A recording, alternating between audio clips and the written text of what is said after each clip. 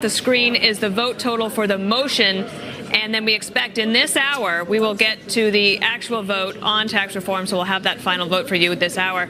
Peter, before I let you go, do Republicans worry a bit about stepping on their tax reform win by getting into a knockdown, drag-em-out fight over the end-of-year spending bill? That is something that there's a lot of anticipation about. So Republicans that we've been talking to on their way into the House chamber have been excited to go vote for this, but nobody really knows what exactly is going to happen with this spending bill, especially because leadership is insisting now on putting this $81 billion supplemental disaster recovery for victims of Harvey and Irma and some of the other big enormously expensive natural disasters that have happened over the last couple of months. And that is something that, if it's not offset, conservative members of the House are not likely to go for. In fact, I was just talking to one member of Congress, a conservative, who said that this morning Congressman Tom Cole stood up and he was also raising concerns about these CSR payments, the federal subsidy to keep Obamacare alive, essentially, and that's something else that is going to be a big problem. So they're focused on this right now, this tax vote that looks like it'll go to the House in 20 minutes or so, and then the Senate at some point tonight after it's dark. But come Thursday, Friday, nobody really knows exactly what happens, and if they don't figure it out, there's going to be a government shutdown on Saturday. Dana. Okay, and then I guess we'll be working. Thank you so much, Peter. Appreciate this. For more on this, we bring in South Carolina Republican Senator Tim Scott. And, sir, I imagine that it feels good as a Republican to look across the Congress there and see that your House colleagues are going to pass that bill today. And I understand that you believe in the Senate side that you'll have the votes on for the Republicans as well. But in some ways, the work only is just beginning. Let me just show you two polls of the popularity of the bill. Monmouth University says that only 26% of people in their poll strongly or somewhat approve of the tax reform plan, and that only 17% say it's a genuine attempt to reform the tax system. So your sales job will begin when you get home after this vote.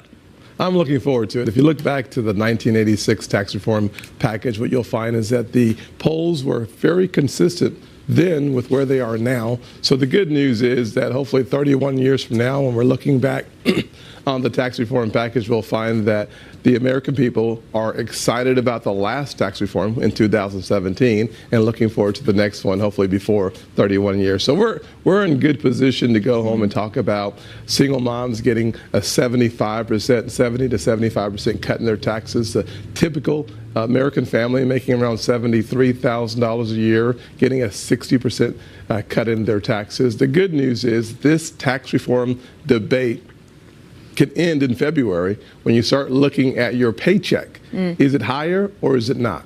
That's what I was wondering. And as we're looking right there, Kevin McCarthy, the House Majority Leader, just in Statuary Hall, I'm assuming getting ready to go in and cast his vote for the bill.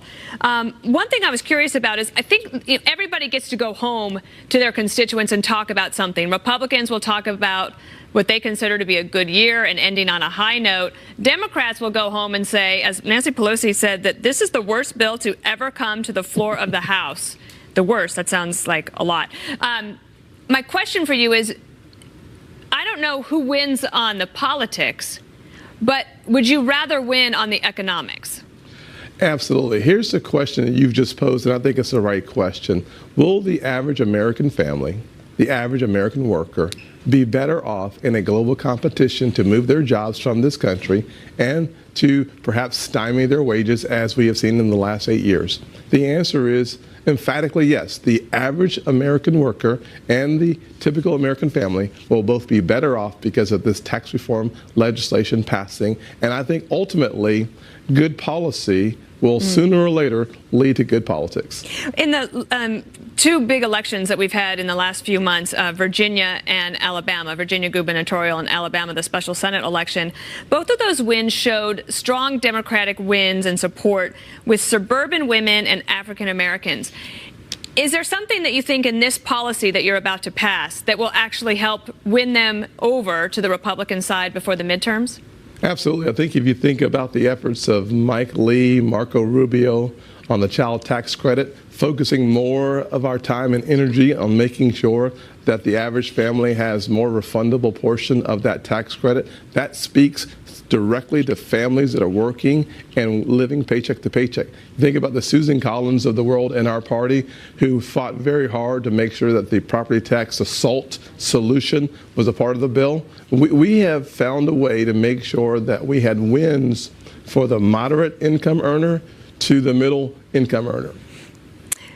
Senator Scott, I know that in the spring, it is likely that the Republicans will turn their attention to some entitlement reform, but specifically on Medicaid. Are you concerned that you will be vulnerable to questions of why the corporations got such a great tax cut, and yet we are looking at taking away money, this is their words, taking away money from the people who need it most? Shouldn't that have been part of the consideration during the tax bill? There's a technical glitch called PAYGO that has suggested that there would be a lowering of the Medicaid dollars. We have waived that 16 times in the past. We will waive it again this time. It will have no impact on Medicaid. As it relates to our corporations, the real question is, over the last 10 years or so, according to an E&Y study, over 4,700 companies are no longer American companies, in part because of our corrosive tax policy. In other words, we can create more jobs here at home by bringing that corporate tax rate into a position where we are competitive with our global competitors. That's certainly the hope. All right, Senator Tim Scott, thank you for being here today. Yes, ma'am. Appreciate it. Happy holidays. Merry Christmas. Thank you.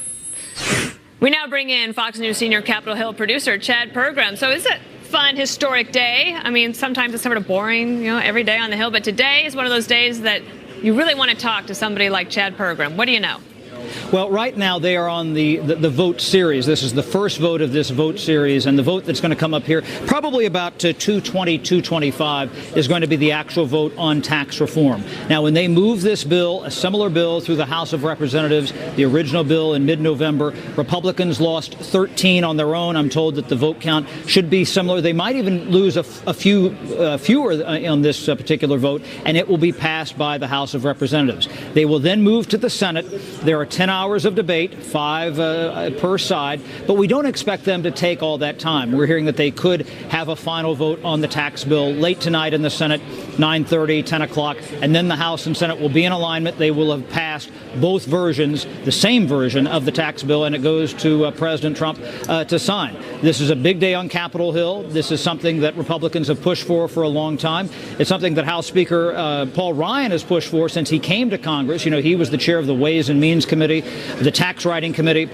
But Dana, the key here is what goes on in the years down the road. What does this bill look like in the years down the road? What sort of residual effect is in the economy? Do taxpayers like it? Are they able actually to fill out their taxes and file on a postcard, as Kevin Brady suggested?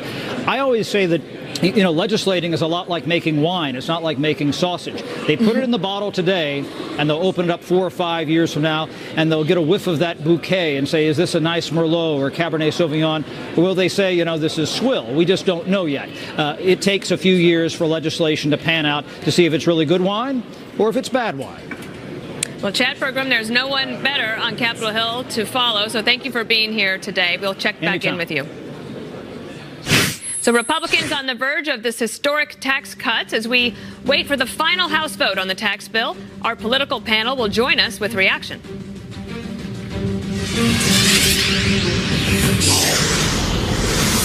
We are awaiting a vote in the House just minutes from now on the landmark Republican tax reform bill. Daniel Henninger is Deputy Editorial Page Director of the Wall Street Journal and a Fox News contributor. You had a chance to watch Speaker Paul Ryan earlier when he was giving the last speech before calling for the vote, and we had similar thoughts. I'll let you describe them. Well, Dana, that's right. I mean, this is a big day, make no mistake about it. And one name that gets evoked, of course, is Ronald Reagan, the Reagan tax cuts of the 1980s. But there's one other name we should mention, and that's Jack Kemp, the former congressman from Buffalo, who really was Paul Ryan's mentor, political mentor. And Paul Ryan went to work for him back in the early 1990s. And remember that Jack Kemp was the author of the 1981 tax cut, the so-called Kemp-Roth tax cut. And Jack Kemp always argued that the purpose of these tax cuts really wasn't merely to enrich the rich, corporations, but it was to push money down into the middle class. And you saw that conveyed so clearly in Paul Ryan's remarks, that it's not just about business getting ahead, it's about everybody getting ahead. And that's what Jack Kemp stood for. And I think Paul Ryan, really, Dana, has been working his entire career to get to this day. Honestly, I thought that maybe this speech for him today was possibly more important to him than when he gave his vice presidential speech at the convention in 2012. Oh, I don't think any question. I mean, Jack Kemp was Bob Dole's running mate, recall, right. So they both had Did you that know in common as well. I had in 1996, I had a Dole Kemp T-shirt, and I wore it for like 3 years when I lived in England. I think people thought I was maybe a little crazy. Well, I think Ryan is just thrilled that after the passage of the 81 tax cut, he himself is now going to be responsible. And what if this idea that President Trump's #1 priority was to bring back jobs to America, get this tax cut done? This happens, and it also happens to be Paul Ryan's career achievement. I mean, and these two men were actually kind of at odds for most of the year, and yet now they're working in concert and accomplish something together. Yeah, it is an interesting irony. I mean, Jack Kemp used to call himself a bleeding heart conservative. I don't know whether Paul Ryan would adopt that idea. But both Ryan and Trump, I think, basically are singing from the same hymnal in the sense that they want the economy to grow, and in their minds, the economy just doesn't mean increasing business profits or enriching stock options and that sort of thing. It's spreading the benefits of something like that out into the general economy, raising wages again. I mean, that's who Donald Trump appealed to when he was running for election, was this sort of lower middle class people, and that's who Paul Ryan is talking about. But what if the Democrats, though, are right on the politics and are successful in convincing people that this has just been a tax cut for the rich, and that it's only not going to help middle class families, and maybe if the economics don't bear out? I mean, at that point, what have we done? Well, we've tried, for one thing. I mean, you know, the Democrats, there is no Democrat there you can find who will give you an alternative plan. The Democrats are interesting. By their own admission, they have no really substantive ideas at the moment to present to the American people. So now their position is, all we do is cite public opinion polls about this tax cut and say the American people don't like it, ergo it's going to fail. I think, especially in the Senate, where you have some of these moderates like Joe Manchin, Joe Donnelly of Indiana, Heidi Heitkamp, who are going to vote against this bill tonight, have got to be worried that if a year from now or so we start to show the economic benefits of this, all these Democrats will be standing as mere bystanders to what happened here this month. Later on the show, we will have Congressman Josh Gottheimer, is a Democrat who is on the Problem Solvers Caucus, and he says he did have an alternative, but I don't think anybody on the Democratic side was listening to him, but we will on this show. Can I ask you about something else that is important as we look to foreign policy for just a moment?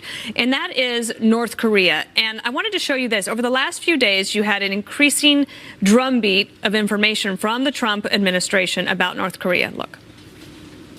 The United States will not allow the regime in Pyongyang to hold the world hostage.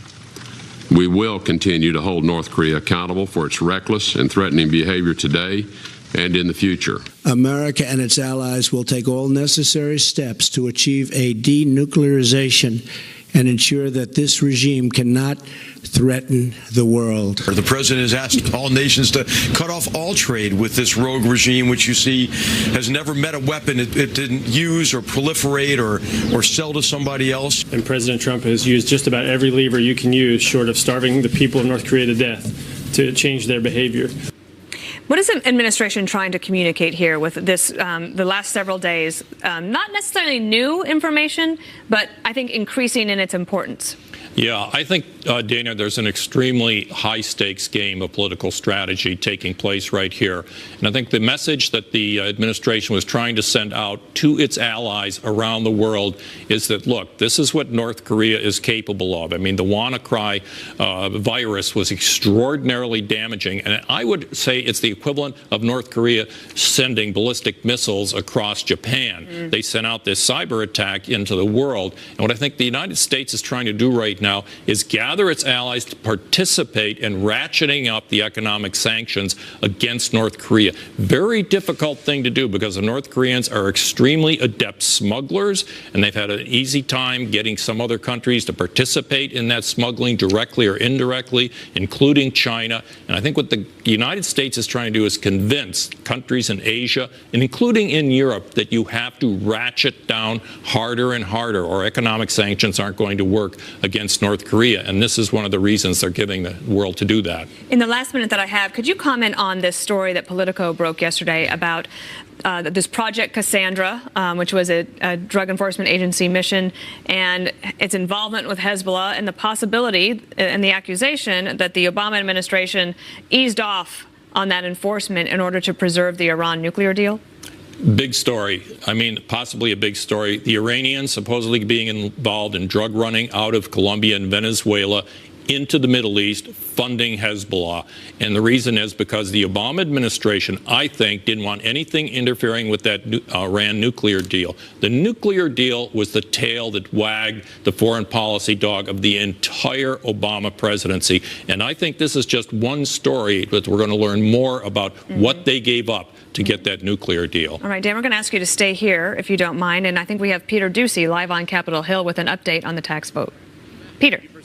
We're live right now with Dana Perino. Great. What exactly should we expect the impact of this to be? If Republicans can make it happen, what's the big impact? Yeah, the big impact is the markets keep going up instead of tanking, right? When two senators sneezed a week ago, nervous about the vote going through, markets dipped, right? So the best thing is the real underlying economy matters. People are going to be investing in capital now. People are going to make plans right after the Senate votes.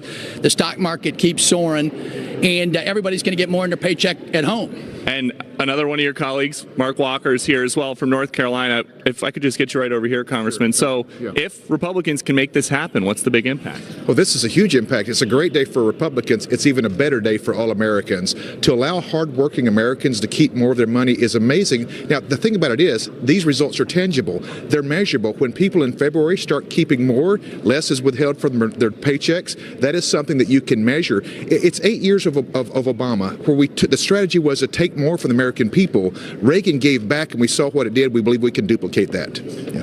And we've got another colleague. Man, it's like a parade here in Statuary Hall. Congressman,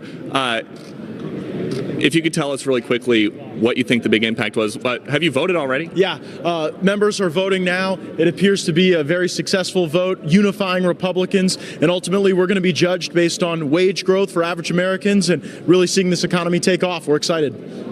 I know that you have not been here for as long as some of your colleagues, but where does this vote rank in terms of other ones that you've made? Unequivocally, this is the high point of the 115th Congress, delivering on a promise to the American people. And when we see the results of this tax cut, we're going to see GDP growth just take off. All right. Well, we'll wait and see. Thank you very much. So, as you can see, there's a big crowd here in Statuary Hall where it is normally a big tourist stop, but today everybody is stopping to talk about this vote that they are very proud of. We might be getting a VIP coming through here just in a second as well, Dana, so we have our eyes open for that. Normally when all these Capitol Police officers come together like that and you don't hear screaming because they're on their way to a protest, it means that there's somebody very important behind them, so we've got our eyes open for that. It's a good thing you're tall, Peter. Oh, yeah, I can see right over everybody in this entire place. Most of the statues, actually, Dana, it's the Vice President, Mike Pence. People are clapping right now. Okay. Do you have a question for the Vice President, Dana, when he comes down here? Well, we can sure. try. I would love to know what he thinks about this being historic. I mean, he served in Congress, and this is different. This is new, and this is a big moment for the Trump administration. And I'll try to get him. Okay. I have all the confidence in the world in you, Peter. Mr. Vice President, we're live with Dana Perino. Really quickly. Quick question. Peter. We got a thumbs up, which well, speaks to his state of mind on his way in, but it looked like he might be in a little bit of a rush. I don't think he wants to miss the action, and we would hate to keep him. Yeah, we don't blame him at all. All right, well, you'll stay there for us, and we'll get back to Dan Henninger. I wanted to ask you something about the politics of it. So I had a friend today contact me, lives in New York, votes Republican, donates to Republicans, and he said he just got off the phone with his accountant and that he's dismayed. And he said, I don't understand why I've ever supported Republicans, because his accountant has said his taxes are going way up. Right. Does that not matter in the big scheme of things for the Republican Party? I think it might a little bit. I mean, there's a lot of wealthy Republicans in New York probably going to have to start looking for condominiums in Miami Beach. And spend 6 months and a day there. Exactly.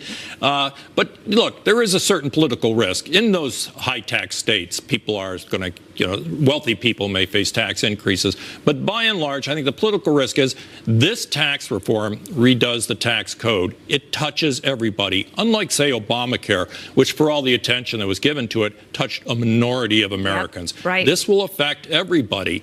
And so I think the potential upside for the Republicans is huge. Right. Once the benefits start accruing to people, showing up in their paychecks, companies start investing, as some of these members have been suggesting, that would be a tremendous wind at the back of the party going to 2018. Look, if it fails, they will pay the price for it. Though I think there is not a lot of evidence out there at the moment that a tax cut of this size is going to fail. Yeah, I can't imagine that it would be anything but a net plus. Yeah, and I think the Republicans eventually are going to pick up the benefit from that. And I do think the Democrats, many of them have made a poor choice here of being so inexorably opposed to everything. They have no participation whatsoever in this. And so if the economy does begin to rise, the Democrats won't be able to take any credit for it or participate in that at all. All right, Dan, we're going to keep you here with us.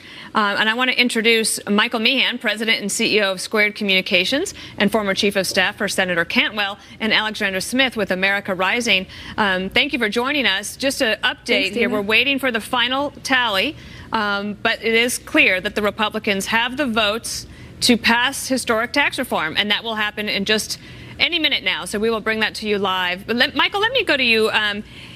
This moment for Democrats, do you think it's as bad as Nancy Pelosi said today on the floor? She said this is the worst bill to ever come to the floor of the House.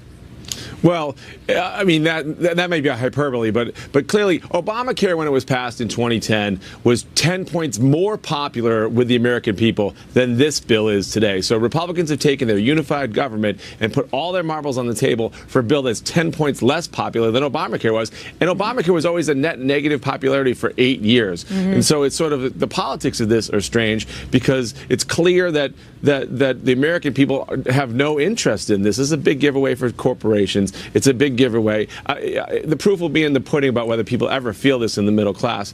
But clearly the Republicans have put all their chips on the table and decided to give all the money to the corporations. Well, it has been interesting, Alex, if I could ask you about this, because all the stats say that people feel like the economy is better. Their confidence as a consumer has improved, but the president's approval rating does hover still around between 35 and 40%, however you look at it.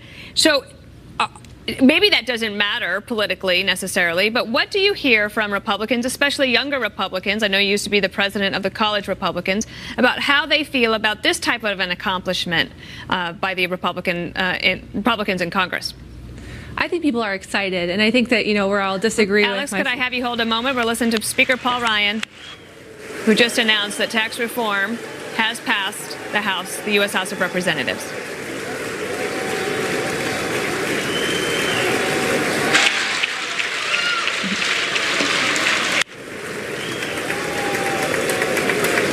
And Dan Henninger. Finished business is on the vote of the gentleman from Florida, Mr. Dunn, to suspend the rules and pass H.R. 4323 as amended, on which the ayes and nays are ordered.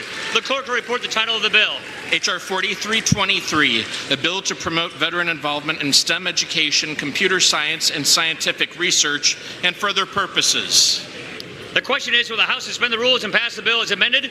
Members will record their votes by electronic device. This is a 5-minute vote. And Dan Henninger, you see Speaker Paul Ryan there banging the gavel. Alex, let me let you finish give you a chance to answer the question that I posed earlier. It's about how the politics and approval ratings of both this bill and of the administration and of the Republican Party don't match up with how people are feeling about the economy, which is quite good. Well, look, I think that you have to look to what the effects of this policy will be, which is that it will be more money in the wallets of the American people. I think whether you look at the increased standard deduction for individuals and for married couples, if you look at the expanded child care tax credits, there's something in this bill for everyone. And, you know, the old saying goes that people vote with their wallets. So in 2018, I think that we might see, the fortunes start to turn on some of these approval ratings based on what people will be seeing, not just in their wallets, but really over the last year in their 401ks and other sectors of the economy. Michael, just before you came on, Dan was talking about the possibility that you had some Senate Democrats, more moderate ones, like Manchin or Heitkamp, who are going to vote no tonight in the Senate, and that they might live to regret that if the economics pan out and people start thinking, well, the Republicans might have a better idea. Do you think that's a concern? Well, long before this tax vote passed, the stock market was at record high. So the whole idea that the thesis is we need to pass this to keep the stock market moving, it's already had a record year or close to a record year. So some of that doesn't make a lot of sense. I do think that there will be accountability. I mean, the largest margin of people want the Democrats to be in control of Congress, 50-39 in an NBC poll. The young people you were just talking about, 69% want to be Democrats. I've been in town a long time. That is an insane number. There's no way that many people under 35 should want to be Democrats. None. But here we are, because here's where the circumstance is. It's a 48-point margin. That's insane. You never see that. Alex, what do you think about that in terms of younger people and how they're feeling about the parties? Well, look, I think it's important to note that actually in 2016 that President Trump garnered more of the millennial support than did Romney or McCain. So there was something a little bit different about 2016 for millennials. And, you know, something to put my old hat back on for a second, I've always said that Republicans need to do a better job with reaching out to younger Americans. And I think that through tax reform, through more money in their pockets, that will be a demonstration of conservative principles and of what we're able to accomplish as a party. So, I mean, I think that, our problem with the with younger people has not been one of substance, but rather one of messaging. All right, Michael and Alex, if you could stand by, I want to ask Dan Henninger about what does it mean for a party to have been so beleaguered for 11 months? They finally get to this point where they have a major legislative accomplishment. And even in Statuary Hall, we see the members talking to Peter Doocy, and they're excited, and they're like, we're united. And it's right. Like President Trump has been like the head coach for capitalism. What does that mean going into the next year legislatively? Will they be able to get more done having seen what it's like when they work together? Or could the opposite be true? I would be amazed if the opposite were true, though in Washington these days, you never know. I mean, they should have enjoyed what just happened to them. And you know what, Daniel, let's just sort of, if I may, as a member of the political class, say something. We should enjoy what's going on here right now. Most politics, is just grinding through things day by day. This is a huge, dramatic event on the floor of the House, all of this cheering. Tax Act of 2017 is a big deal. It's like watching a movie, and it doesn't happen very often in Washington anymore. Obamacare certainly was an example, and now we have this. And I think the Republicans should probably get swept up in this. You're going to have the same vote in the Senate tonight. They're going to go to the president's desk. He'll be sitting there in the Oval Office, surrounded by people, signing a major tax reform. And I think a lot of these Republicans who've been fighting on the margins over the past 11 months are going to decide, I'd rather be on, as you say, Team Trump's winning side rather than standing outside carping about it all the time. We're looking there at a live look at the Capitol. We expect House Republican leaders to come to the podium, and we will bring that to you live. In the meantime, Michael, what do you think the Democrats' play will be going forward as they head to this big fight about end-of-year spending? Well, I mean, clearly health care is at the top and Michael, of the agenda. I'm sorry, I'm going to have to hold you there. I apologize. Big breaking news hour. Sarah Sanders at the White House has just started. Let's listen in. By any measure, a historic year. Nearly 1.7 million new jobs have been created, and the unemployment rate has fallen to 4.1%, the lowest rate in 17 years. The stock market reached a record high more than 60 times and closed above 24,000 for the first time in history. We've rolled back 22 regulations for every one new regulation, saving taxpayers over $8 billion and liberating America's economy from the grip of bloated government. We've withdrawn from or began renegotiating the trade deals that once threatened to destroy American industry and shipped our jobs around the world. We finally set up our nation on a path to not only energy independence, but energy dominance. We approved the Keystone XL and Dakota Access pipelines, directed the EPA to end the job-killing war on coal, and upon the tax bill's passage, will have opened up ANWR to responsible energy exploration. The President has protected America's communities. We've seen the lowest level of illegal border crossings on record. We ended the Obama administration's dangerous catch-and-release policies, restoring law and order both on the border and in the interior. And we've designed and built 8 wall prototypes for the border wall. We've taken unprecedented steps to tackle America's opioids epidemic by directing the declaration of a nationwide public health emergency, and we promoted peace through strength. Under the President's leadership, ISIS has lost nearly all of its territory and its most important strongholds in Iraq and Syria. We've restored old alliances, forged new ones, begun rebuilding our military, and made it clear to the world that there is no greater ally, no more fearsome adversary than the United States of America. We've reshaped the American judiciary for generations. Justice Gorsuch was confirmed to the Supreme Court, and 22 judges have been confirmed, including a record-setting 12 circuit judges. We protected life by reinstating and expanding the Mexico City policy that protects $9 billion in U.S. taxpayer dollars from being used to fund abortion. And this evening, hopefully upon passage of the Tax Cuts and Jobs Act, the President will have delivered the most significant tax cut in the history of the nation and repealed the Obamacare individual mandate. The President has delivered on promise after promise, issue after issue, time after time, and we're just getting started. As some of you may have seen yesterday, Disney World debuted its animatronic President Trump for its famed Hall of Presidents. In the President's remarks for the exhibit, which he recorded here at the White House earlier this year, he said, "From the beginning, America has been a nation defined by its people.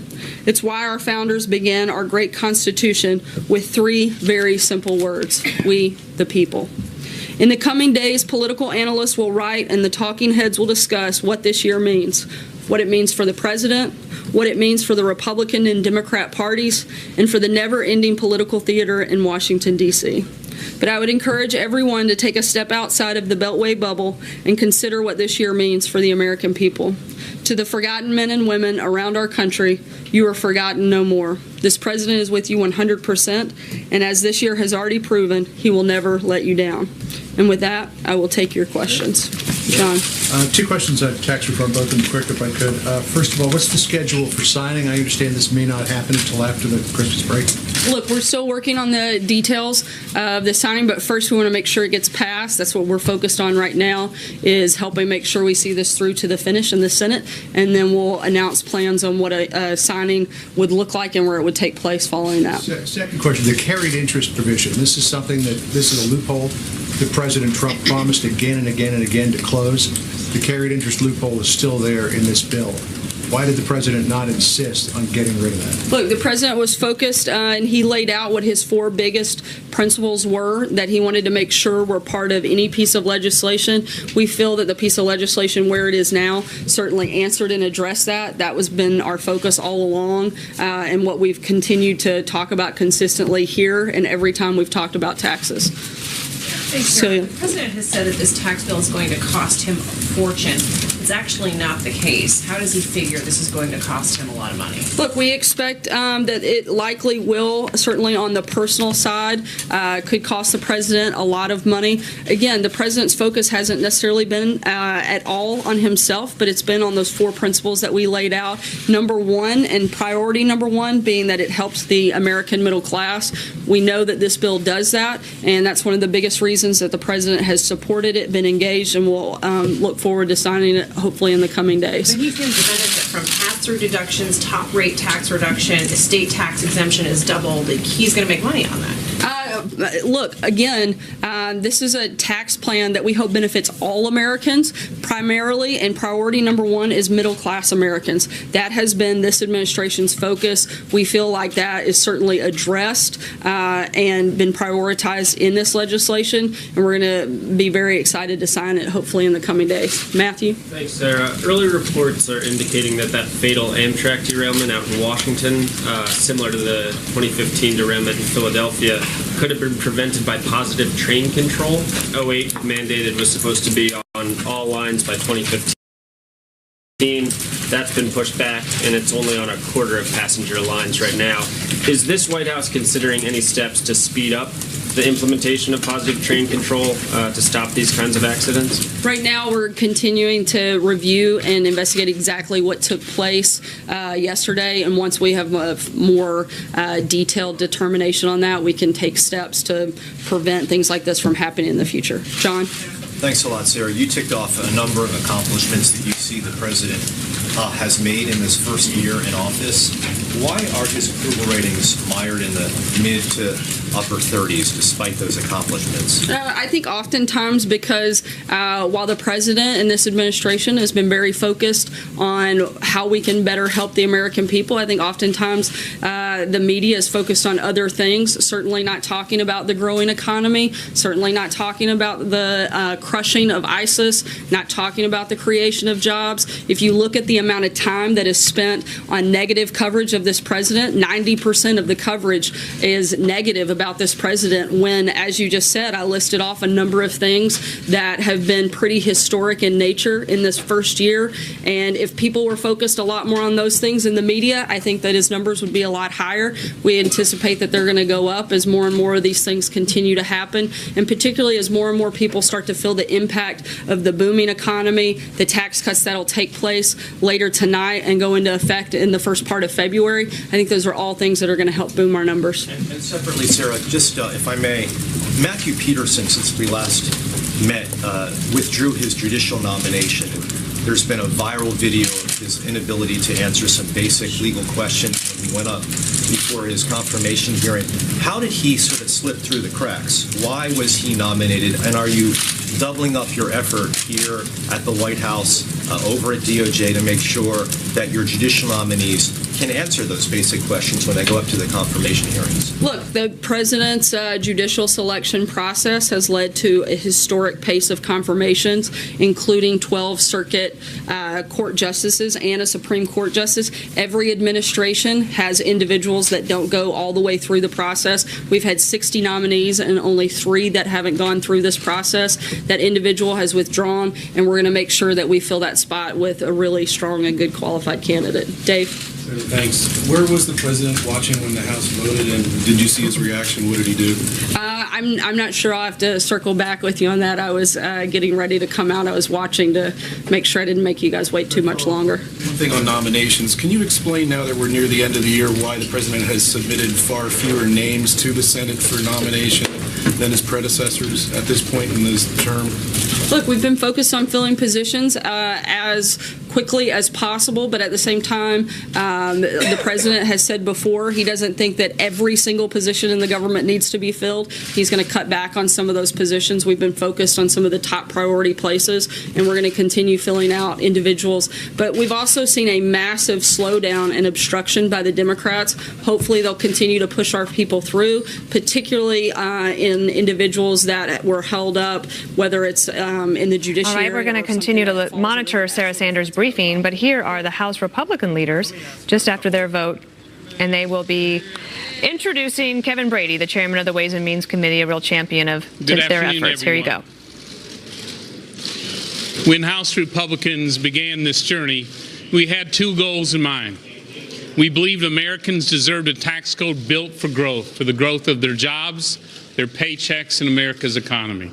And we believed America could leapfrog back into the lead pack as the best place on the planet for the next new job and that next new business. Today, we achieved those goals. And as we go forward, I want American taxpayers to think of 3 dates and keep them in mind.